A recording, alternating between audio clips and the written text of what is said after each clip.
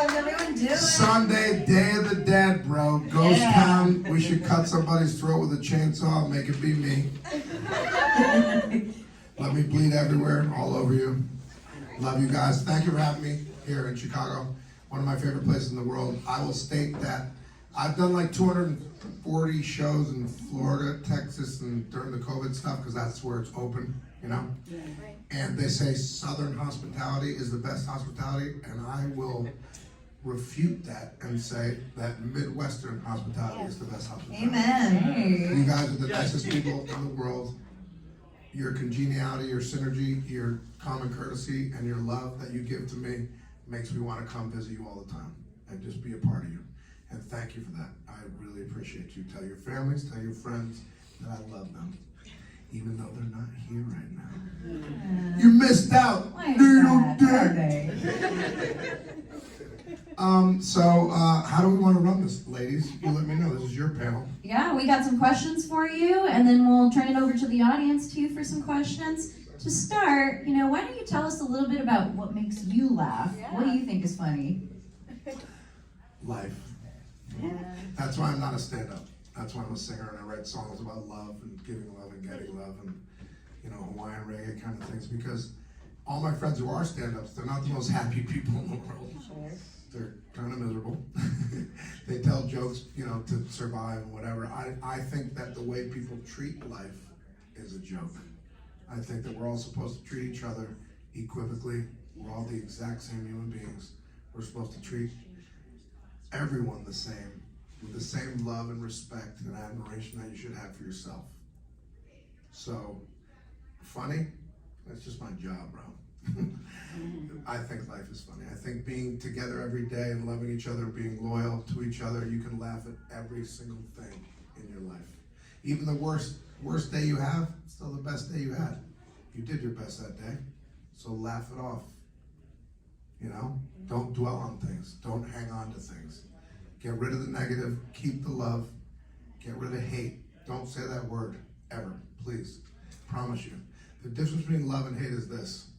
I can say I love you guys right now sincerely from my heart and soul right here. Kim, Jason, you guys know that. Calvin, you know that. I can say I love you, and I mean it. That comes from right here. It gives me chills even when I say it. Be like that, because when anyone says the word hate, it takes the energy out of everything. It depletes the love. So get rid of hate. Get it out of your life.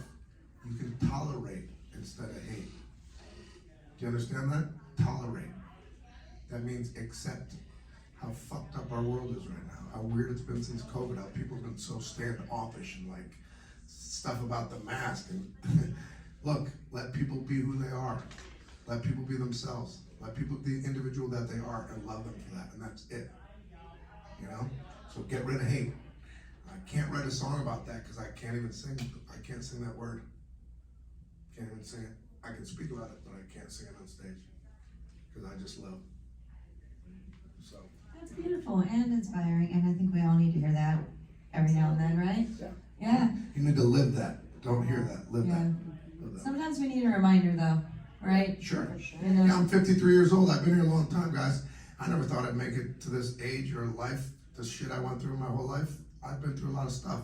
A lot of friends have killed themselves, and I've had 2 friends shot and killed in front of me. In different situations, and you know what? That's called wrong place, wrong time, bad luck.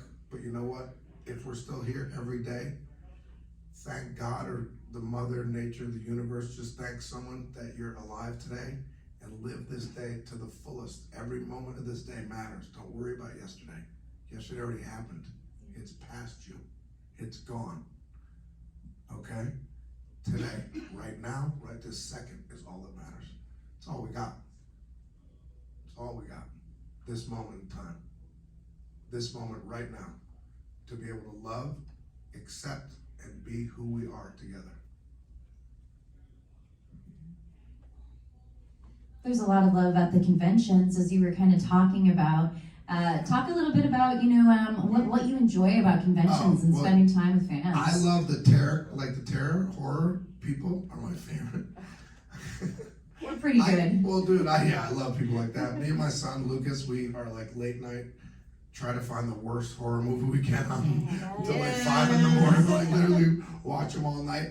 But like being able to be next to Tony and CJ and those guys, like, bro, they're legends to me too. You know that? Like I get like nervous around them. Like even sitting next to Hannah, she's amazing. She's a director. She's so incredible. Like people are talented and people give their gifts to you so that you can give it back to us. Your respect, your loyalty, your love, the way you do for us, and even paying to come here and see us and be with us is amazing. And the volunteers and the people that actually give up their time to be sleepless for weeks at a time to be here with us, thank you to all of you for just being a part of it.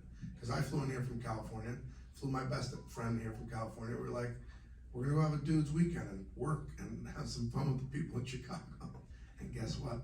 That's exactly what we've been doing, and we love you guys. Thank you. I would really love to know how you got your start in like acting in the arts in general. Well, my mom dropped me off at the Community Center Theater for like the 55th time when I was 7 years old, and I played enough basketball and hockey, and I heard the piano because I was already in the church choir. I was an altar boy, and I heard the piano, and I walked in, and I was like, I saw little kids my age and little older kids, and I was like, hey, can I be a part of this? And the director said, yeah, come here. And that same guy, Hyde Shaberdian is his name, because he still works in Harper Tech, I'm sure. He was my director at 7 years old, and then he was my director in 1986 or 87 when I played Tony in West Side Story in the Summer Arts Festival. He was still my director all those years later. And he's the only reason I have no tattoos, no piercings, because he was like, I know you want to paint your body, and I'm like, I'm like, yeah, isn't this like a canvas? Are we supposed to? Yeah, exactly. He's like, Pete, you're not allowed to do that. You're not going to be the star. You're going to be the other guy. I'm like, okay. So to this day, still at 53 years old, not a mark on my body because of my old director from the Community Center Theater. So that's where I started. Wow. And I was in the Hartford Stage Company. I quit a show on Broadway when I was 9. There's a lot of stories I have within that, but that's just my life. And can you share a particularly memorable shoot that you did? Sure. A scene? Yeah. Yeah, no, I'd rather share this. Kathy Bates. Wow. Mama, first of all. Waterboy. We flew on the we flew home together in first class, and I had to like keep my weight because I was, you have to keep your same weight and look during the movie. And so in first class, when they serve you the ice cream sundae, and that, like back in the day, they used to like serve you up, bro. It's like, there was an ice cream sundae, like 2 hot, warm chocolate chip cookies, and I'm like, I can't fucking eat this right now. She crushed mine and hers. I'm not mad at that though. That's the story offset, but we were in the plane together. Yeah, I loved her for that. I just took a nap and watched her eat it. Yeah. Kathy Bates. Live vicariously. I got through her. stories too. Well, bro, Brad Pitt, I was Brad Pitt's assistant. I was the first person to ever work for Brad Pitt. I shot all of his Japan-only commercials. I was the other actor in every single commercial Brad did for Japan. But you guys never saw him because they only show him in Japan for like 6 months. I was in the first Prius commercial ever with Brad Pitt for Japan. I don't give a shit. It's just money. It's a job, and he's my best friend, so he needs a comfortable person to be around him, and that's the way we are. And he's the same as you guys. St. Louis, Missouri kid, down to earth, just like Nelly and all those kids. Great people. Midwest common courtesy. Dirty Midwest common courtesy. And can you tell us a little bit more about your music? What is your kind of process like writing music? Oh, me? I've been doing it my whole life, so you guys have heard my newer stuff. For me, easy. When I was on spring tour, I had a new kid from Vibes Farm. His name is Tyler Giddens, and I could tell that he was unsure of my talent, right? And so I was like, bro, we're gonna record in between shows on the RV. We made 5 songs on the RV on a 3-week tour. I already flew him out to California. The 5 songs are almost done. My son Lucas has to sing his 1 verse, and the kid from Aquatic Empire has to do one other chorus, and we're done already with the EP. So we're already working on new songs, and we have a summer tour already planned. So for me, You play me a track, you play me a guitar, you even tell me a scenario, I can sing you a melody and I can write you a song within a 5-minute process, write it down, sing it to you, I'll sing verse, chorus, bridge. It's automatic for me. See, that's something that is not given to you. It's a gift from above that even some of my friends are like, dude, can you teach me how to write like that? I'm like, bro, no, I can't, I'm sorry. That's in here. It's just part of me. It's part of that guy. That's why I'm the headliner at that festival. I'm the one I'm doing in Tennessee, and I'll be headlining Cali Roots next year because my music's great. My one song, Party Time, went #3 in the world about a month and a half ago, right below Three Little Birds and right above Shaggy's. It wasn't me, but that was a collaboration. So my next song, I'm putting out on the blues chart, and I think it's gonna go #1 because it's really sincere. I wish I could play it right now. Do you have a Bluetooth speaker here? I don't think Okay, so. well, it's unreleased anyway, so I get in trouble. Right. Yeah. But guys, remember, if and when you want to do what I do, you can do it. Get in touch with someone like me. You don't think Brad Pitt and I are still best friends, and we run Plan B, his production company, like all that? Yeah. Adam Sandler, all of us, yeah, we're all still best friends. We're family. We're chosen family, which is the most important thing. If you do not like your family, choose one. Mm-hmm. Choose one. If your family's not nice to you, if they don't accept you, choose your family. That's why my band is called Peter, Dante, and his chosen family. Because I picked them because of the best people. Easiest to be around, the most loving, the most talented too, which obviously matters, you know? Mm-hmm. Then sometimes looks come in there, but once you get old, you don't give a shit. Well, most everyone eventually looks fade, so you better like the personalities you surround yourself with, right? Always have a good heart and a good soul. Just have good intentions, you guys. You know that? Always have good intentions towards others. And if you screw up, say you're sorry. Not a big deal. We all make mistakes. Accept apologies too. Forgive people. Forgive and forget. Because shit happens. That's life. Forgive and forget's important. Because why are you gonna hang on to stuff? It's like carrying around a bag of bricks on your back. Why are you doing that? You don't need that. Be fresh, be clean every day, you know? Every day, be fresh for yourself. Love yourself first so you can love everyone else. How do you kind of like keep that positive mental attitude, when it's Because of tough? how sad I am inside. It's been a rough life, bro. Like most of my best friends are dead. I have one right there, thank God. It's difficult to see everyone go away from you and not be there for you. And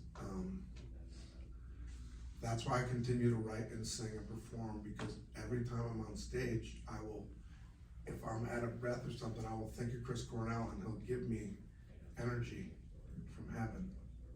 And I'll sing better, and I'll sound better, and I'll be more sincere. So. It can be hard to keep the PMA up, so I love your positive attitude. Yeah. Not easy. Yeah. And what kind of music do you like to listen to when you want to create? What kind of music inspires you? I don't do that. I create with, like, you got a guitar, you got a piano, we create. I respect and admire all old musicians. I can reference everyone I want to, but I don't sound like anyone. I don't think of anyone when I write.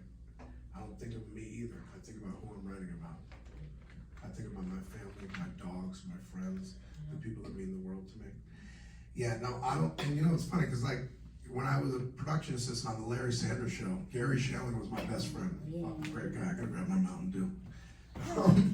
So, yeah, oh God, I feel like I'm on stage. So, Gary Shelling, one day, we played basketball. Me and Sarah Silverman are sitting on the couch eating some pizza. We might have smoked some weed. May or may not have. Could have, maybe.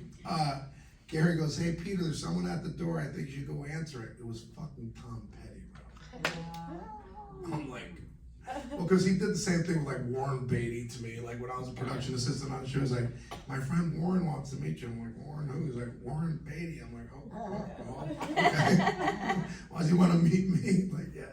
So I got to meet Tom Petty at Gary's house. Like the little things that you do along your way, along your path as you pay your dues are very important. The relationship you have there become relationships later in life. I'll give you a funny story. I was on a plane with Larry David about 6 months ago, and I've known him for 25 years, but he doesn't know I'm famous.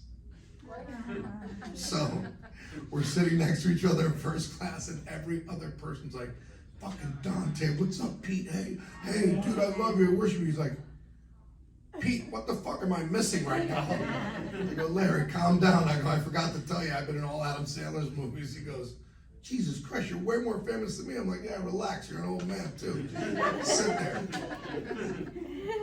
You be you, I'll be me. Yeah, funny.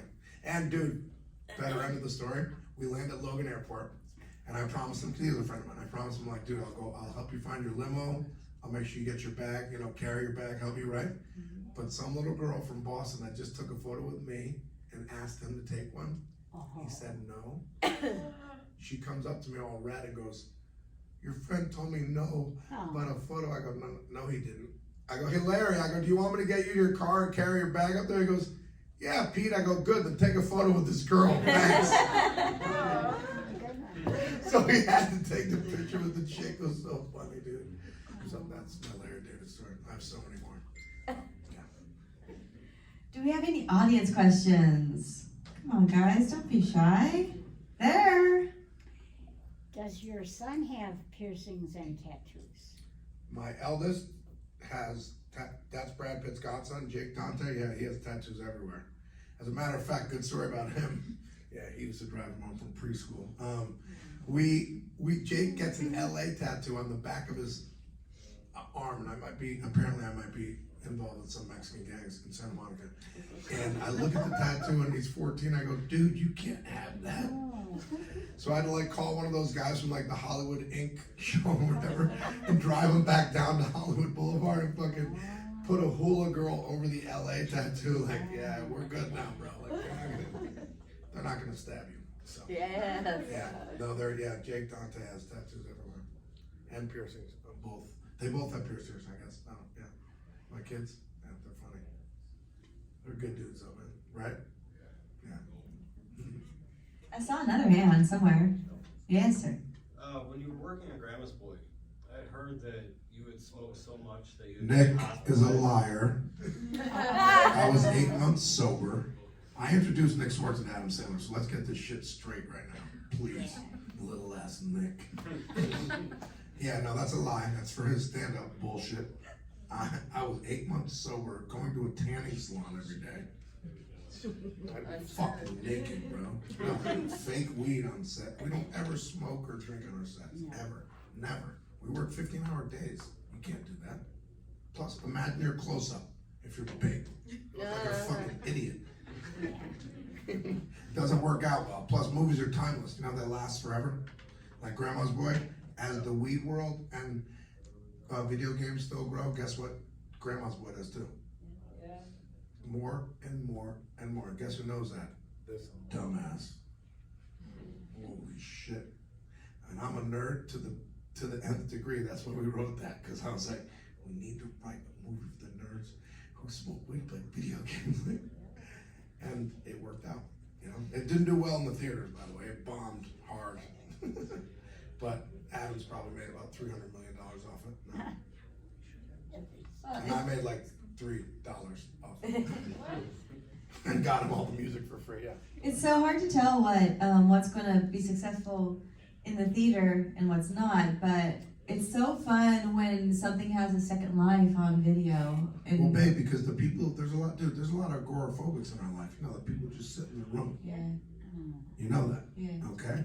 And they're the ones who make things called classics. Because they're online and they're like, oh, dude, have you seen this? And it's cool that they actually like that. It's okay. That's their residence. They're in their room. It's what they got. You know what I'm saying? Accept yourself. Accept who you are. If you're an agoraphobic dude, you got a girl or Gotta be in your room, in your own microwave, and little mini fridge, and guess what? Stay there and feel safe. Because, you know, that's the way some people's lives are, you know? And that's how things become cult classics, from those people, the best ones. Any others? Who's your favorite comedian and your favorite joke? Okay. Robin Harris, Bebe's Kids. I don't even remember one of his jokes, but when he met me, he told me to sit my black ass down and who the fuck do I think I am? And I was like, I know you're from the ghetto. Look at your fucking ass. I was like, oh shit, and I am from Hartford, Connecticut, so he was accurate. It was great. And by the way, jokes, you know, to me, honestly, like, cause I'm friends with all these people, so I don't, you know, I'll go to the improv, I'll go and give them notes about when their jokes suck.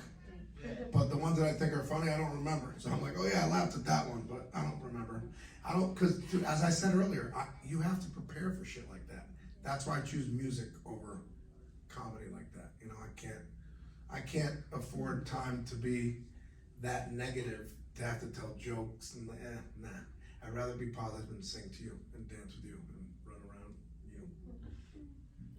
So you've gotten to work with some of the same people multiple times, like Adam Sandler. What's it like getting to work with somebody on multiple projects like that? Well, I did his comedy albums too, so I know this kid really well. Plus, he and I we were lead singers in his band since 1994 with Waddy Wattel as our band leader, who's Linda Ronstadt. Stevie still works with Stevie Nicks now, he's still on the road. So we sing together. So we like, if we know we need like something for a score of the movie, I'll tell him to grab his acoustic guitar and tell him to play like CDG or something. I'll tell him to play like some chords and I'll sing right there, and we'll save about 50 grand for not hiring a band to do that on the score of our film. So you're comfortable with each other. You rely upon each other. You know whose talents, you know who's the best at what they do. And he and I are the only two that can do the music thing. The other guys are just there because they went to college with him, and I didn't. I'm younger than all of them, thank God. And I don't do Netflix because they're politically correct, and Dante's not. Hi, Summer. Hi. So you obviously do a lot of comedy. You love to make people laugh. I'm gonna star in a fucking horror movie in August, though, bro. Oh God! Please tell us more. Yes. More, yeah. They're writing the script right now. It's gonna be awesome. And I'm having two of the guys out here that I've met at two different Terracons help with like the production and everything because they're real horror guys. So I'm like, yeah. Oh, believe me, I will help you guys. If you guys got stuff, let me know. Do you have a working title? Any details? Plot? Oh no. No, not yet. They're sending me the script this week. Oh, how exciting! I'll do a rewrite and send it back.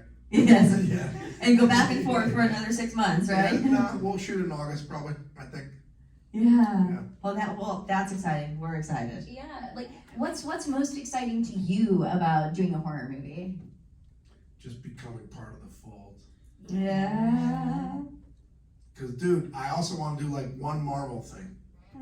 Cause I could play a villain or a superhero, depending on how you paint me, whatever.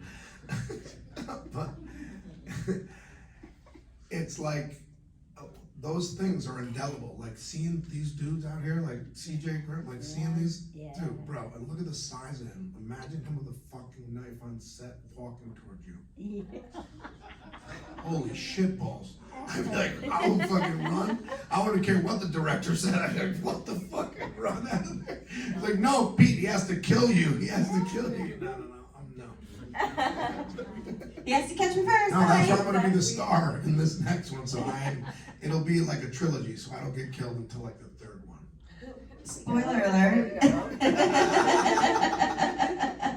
That's amazing. Well, I think we're all excited for that, of course, because this is the horror family. The best family, by the way. The best family. Right? Yes. Yes, we love our horror family. Days of the Dead while we're still living.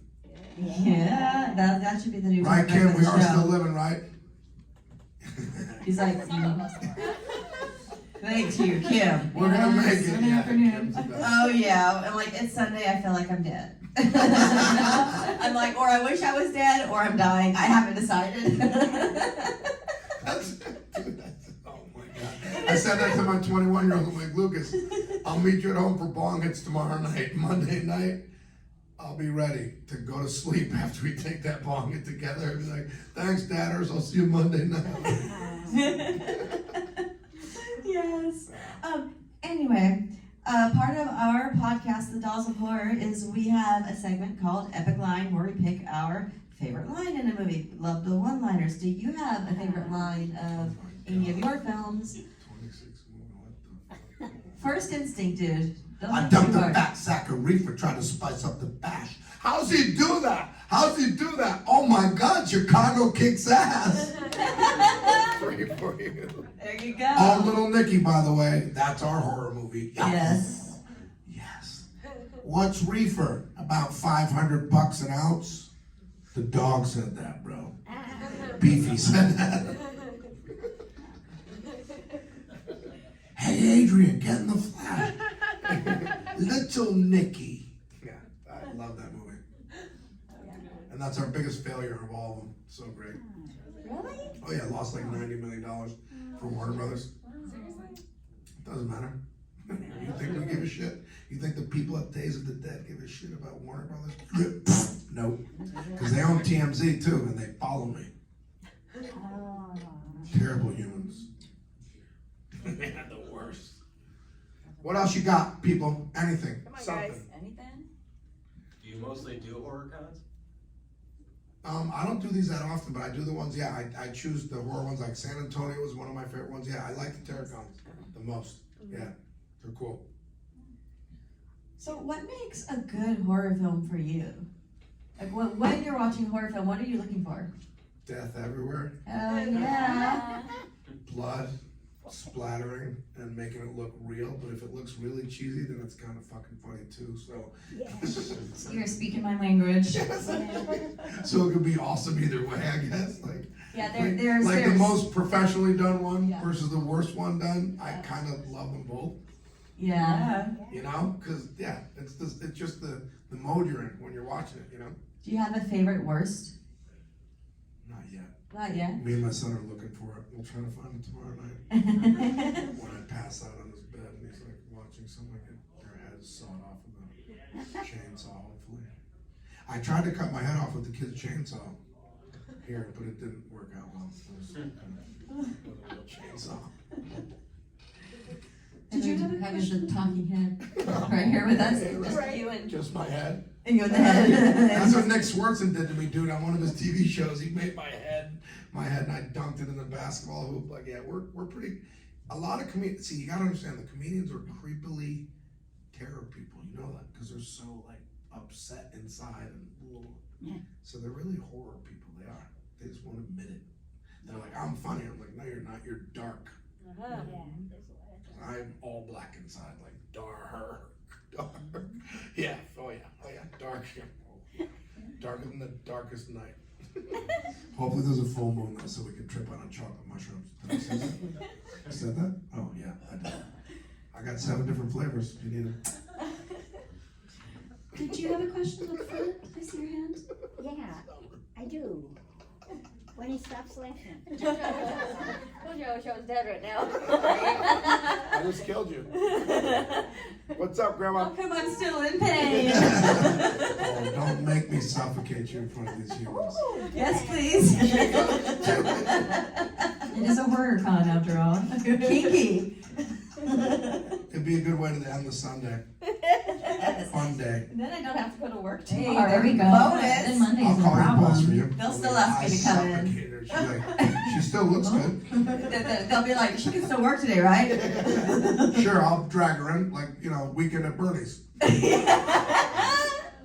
They don't care as long as someone's sitting in that chair.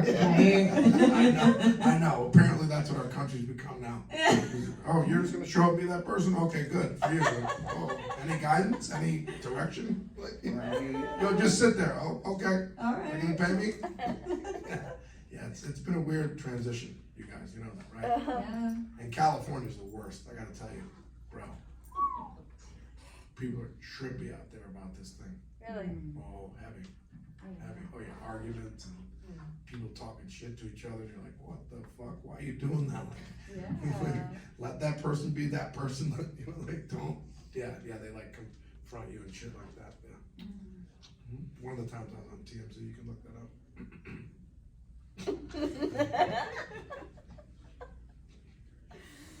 Anyway.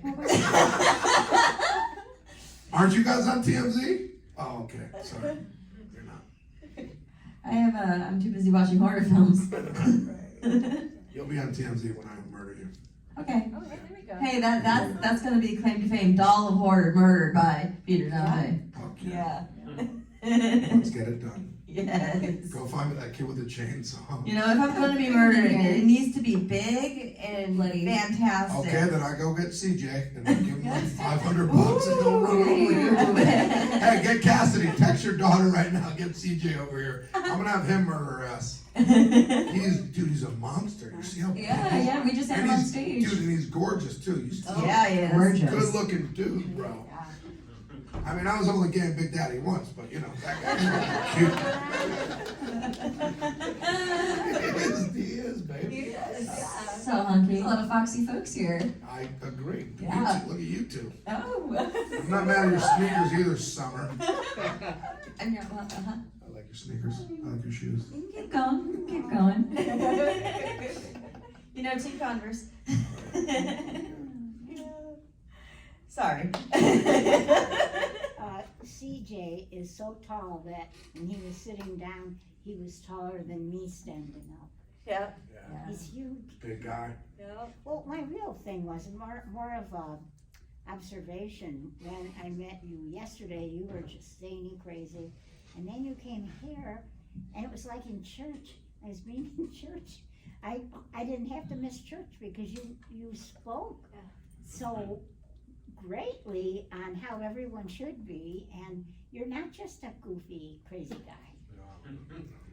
I've changed my whole opinion of you. No, that's a character I play. I'm a sincere person. Yeah. I can tell. I have common courtesy. I have nothing but love and respect and admiration for every single one of you in this room. All of you. And when I brought the kids yesterday, they went fishing today. They chose fishing Jack and over Tony? you, and they didn't have a choice. Their dad made them go. But they love you. They loved you always. When they found, I think Why are you gonna make me cry, Grandma? Oh, I'm sorry. I'll be your grandma. When I had to kind of bribe my grandson to come because there wasn't enough people that he knew. Of course, he's a little kid. These are all old guys, you know, not you. Oh yeah, I'm 50 grams old. So when they saw you were on the list, he freaked. I gotta go, Grandma. You gotta take me. You got. I mean, they love you, and his friend Tony, Jack and Tony. The tall Tony. It Too made- tall. It made their day, their life. They'll be talking about this forever. Don't cry. That's why I do this. Yeah. For the kids. Honestly, I coach kids. I've coached my sons all their lives. I coach children. I love children. How many children do you I have two sons. Jake is 24. That's the Brad Pitt godson one. And then Lucas is 21. No And I girls, love- no little girls. No girls, baby, no. I love them dearly. I had 3 sisters growing up. I raised my little sister. We're okay with girls. I love girls. I respect and admire you guys. You carry our children. You take care of our babies. And I love you for that. You could be like a preacher. I'm not being funny. I'm saying that you can spread the word. Well, that's what I do with my music, I think. I And didn't know you were. I get this chance to be able to speak to you guys. And yeah, you did make me cry, Grandma. So, I don't want to make them cry.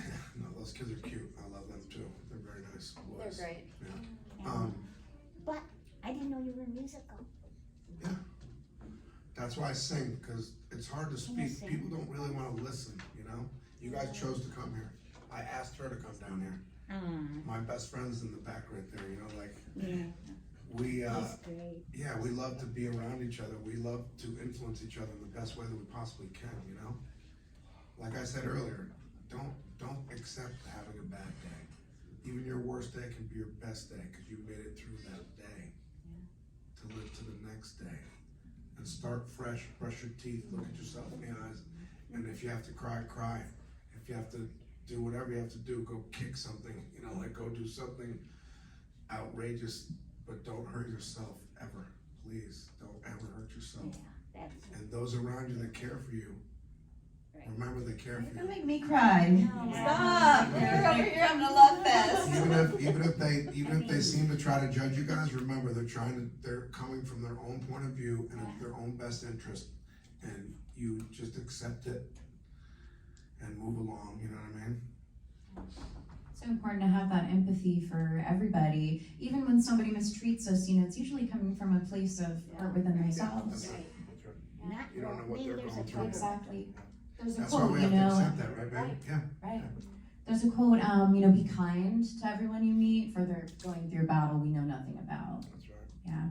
And you know, this message that you have, this is multi-generational, right? I mean, this applies to children, this applies to adults, every age. Yeah, well, babe, look up my song. I don't know if it's Get Love. It's online somewhere. It's a duet that I did with this girl, Monalia. Now she's like getting famous. She's on posters. She's doing really well. Thank God. That's why I did that song with her. And my song, in my song, I'm like, you gotta give love to get love. You know what I mean? Yeah. And that's just life. You gotta give love to get love. And then you give it away. You give it. Because it'll come back to you, I promise. I'll give it back to you. And how many albums do you have, just out of curiosity, so we can listen to them all? Oh, well, they're not real. There's Peace, Love, Freedom, that's definitely an Apple Music. My other one, All Love, Dante, has a bunch of the Bob Marley people on my record, so that one I'm gonna re-release. I have a new EP coming out with 5 songs. I just had that song Party Time come out. I have Dimes, Nickels, and Pennies, which would be the new release, that blues song. So I have a bunch of stuff. I have like 7 new songs coming out. So you just keep up with me. Yeah. Follow me on my Instagram. Come see me, dude. If you come see me on the road and say that you met me here, it'll be a blast, I promise. Be like, dude, I met you in Chicago. Like, bro. You? Yeah, we'll hang out, we'll have fun, I promise.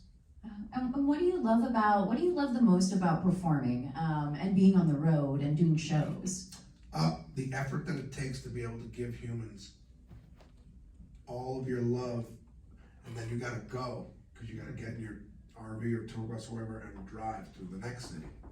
And sometimes, you know me, I smoke some weed sometimes, so I'll sing about the city from the night before in this other place, and I'm like, oh shit, I'm like, sorry guys. But they don't care. The audience, they're digging the songs. If your music's good, they don't give a shit. So, I think that the effort that it takes to be able to create your own stuff and then go perform it for others is a big deal. You know, and because anyone can play cover songs. I mean, you could go sing, Sweet Caroline all you want, but I don't do that. I won't ever. And even when people try to come up with like $100, whatever, like, hey yo, play this. I'm like, no, playing me, bro. Sorry. Yeah, no, it's a effort that it takes to get there. Yeah. So many people are like, oh, I do that. Oh, I do that. Oh, I do. Actually, they don't do that. No. They work at whatever they work at. They're a waiter, they're not. And that's the one thing I learned when I was Brad Pitt's assistant, actually.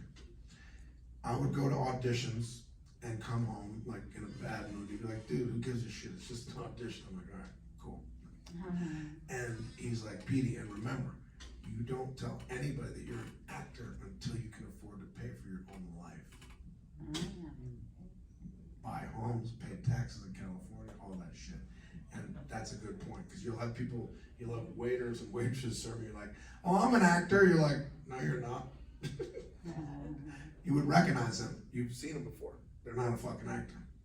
They should move home to wherever they're from and go try to find their own career, because it ain't gonna happen for most people. Promise you. To break into it's like a 10-year wait to even get into Hollywood. Guaranteed. You gotta pay dues. You're gonna yes, no. Beat you down, try to kick you out. No, wasn't like that for me, thank God. But I've watched people come and go my whole life. And, you know, hey, some should just resign to the fact that they should live in, you know, Rosemont, Illinois, or somewhere where they can have their own life, because it's tough out there, really tough. And it costs a shitload to live there. Oh yeah, definitely. Well, I mean, also just because you're not in TV or film doesn't mean you don't have to stop acting. There's theaters everywhere in the country. That's what I'm talking about. You You can know? even start your own theater company. Yeah, Totally. it's not. Sky's the limit. And write It's your own not scripts. No, babe, only you can be there. an artist on your own accord. Know Right. that. Right. You don't have to be in Hollywood, please. Right. Yeah. And realize also, you are not gonna run into that many actors that are forthright like me. Yeah. They're gonna be standoffish and weird and kind of douchebags towards you, and it's gonna make you feel weird, and you're gonna be like, oof. Cause I feel the same way when I'm around them. Like, why do you think you're important, bro? We just have a different job than that. Yeah. We're not any more important than you guys. We're exactly the same as you guys. You know? Right? Yeah, for sure. Just doing a time check. What's the time check? We got about 5 more minutes. Do we have any other questions? Anybody? In the back. If you wouldn't have been an actor, or you wouldn't have made it, or whatever, what other career path would you have loved to take, and what do you want your sons to be when they grow up? Oh, wow, that's a good one. Well, first of all, I started working when I was like 11 years old. I was a caddy. I did landscaping because my older brothers, my dad would kick me out, like, go to work with your older brothers. I was a landscaper, then I was a roofer also. So I would carry shingles up the ladder and all that shit. So I realized what I didn't want to do. Yeah. You know, I was all that physical labor. I was like, dude, you get old fast doing this shit. Like, yeah. I would be, you know what? Honestly, to tell you the truth, I would just be whatever the universe offered me as far as career, you know, because I feel like if I focus on something, then I could hone it in and do well at it. So I wouldn't like say something specific. I'd have to discover it, you know?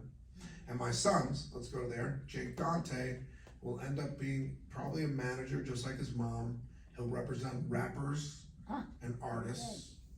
I can already feel that coming. He's already doing it with he has like 2 or 3 kids that he's going to the studio with and work with. And my son Lucas, who has to sing a verse on my song You and Me, is a rapper and a singer, and he will be way more famous than me in his sleep because I'm gonna put him on a song that's going #1 and make sure that he has a good path. So that's Thanks. How lovely to be able to make some music with your son. That's lovely. Oh, dude, I had them singing one of my first records when they were like little babies. They just had to sing La La La. So I was like, La La La. That's sweet. That's really sweet. You know, what do you treasure most about parenthood? I mean, I'm sure it's hard to choose, but what do you really treasure? My favorite part, honestly, to tell you the God's honest truth, is this. The kids that I coach, who aren't my children, love me way more than their own fucking dads. I'll tell you right now. They love my French toast, they love my steak, my pancakes, whatever I make, egg in a hole, like anything I do for them, they worship. And still, in their early 20s, they still are like, Uncle Petey, you've been on the road too much, like when can we come over and eat? They still literally will always come to me for anything because, and they'll call me first if they're in a conundrum. If they have problems, if they have issues, they know I can handle stuff. So they'll call me first instead of their mom and dad, and I will handle it. And then I'll call their parents and say, hey, I handled this for my nephew Dante or Enzo or whoever, whatever the kid, Luca and Nico, the twins. Like, I'll call the dad and be like, yo, I had to handle something for your twins. You okay with that? Thanks, Petey. That's all they'll say. So that's my favorite part about life is the children. They're so beautiful and honest. Kids I love the kids honesty. Yeah, me too. They're brutal. It's hilarious sometimes. It's brutal. It's inappropriate I love sometimes, it. but I love it. Yeah. It's like a terror thing, bro. Like, Yeah. Who gives a shit? Do it. Like, That's the real horror film. yes, raising children is a horror film, especially depending on who you have them with. yeah. Oh, true. Yeah, true. We speak facts here. Yes. All right. Any last thoughts, questions, anything? Now's the time. All right. Anyone want to do bong hits? Now we've got hands. Now we've got hands. 14-11, meet me there.